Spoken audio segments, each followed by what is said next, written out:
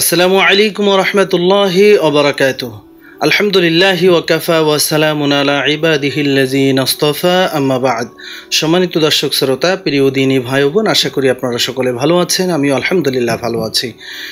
এ পর্বে হাজির হয়েছি একটি বিষয় নিয়ে, তা হলো অন্ধ পশু দিয়ে কোরবানি করা যাবে কিনা, অন্ধ পশু দ্বারা কোরবানি করলে সেটা সঠিক হবে কিনা, এই বিষয় নিয়ে সংক্ষিপ্ত আকারে বিস্তারিত আলোচনা করার চেষ্টা করব। আমা তাওফীক ইল্লা বিল্লাহ। Holi star presents.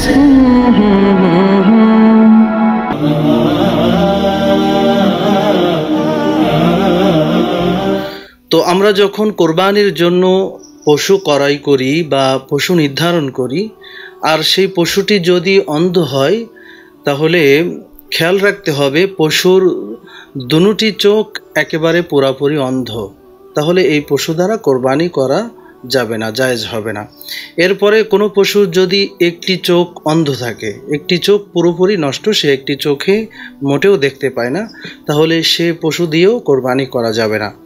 এরপরে একটি পশুর একটি চোখ কিছুটা অন্ধ, অর্থাৎ সে ওই চোখে কিছু দেখতে পায় আবার দেখতে পায় না, ঝাপসা দেখতে পায়, তাহলে খেয়াল রাখতে হবে ওই পশুর সেই চোখের দৃষ্টিশক্তি 1/3 অর্থাৎ 3 ভাগের 1 ভাগ যদি অন্ধ হয় বা তার থেকে আরও বেশি অন্ধ হয়, তাহলে এমন পশু দ্বারাও কোরবানি করা জায়েজ হবে না।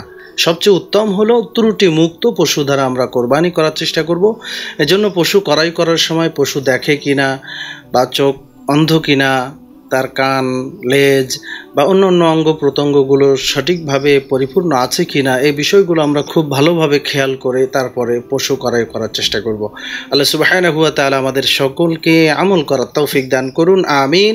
ওয়া আখির দাওয়ানা আনিল হামদুলিল্লাহি রাব্বিল আলামিন। আসসালামু আলাইকুম ওয়া রাহমাতুল্লাহি ওয়া বারাকাতুহু।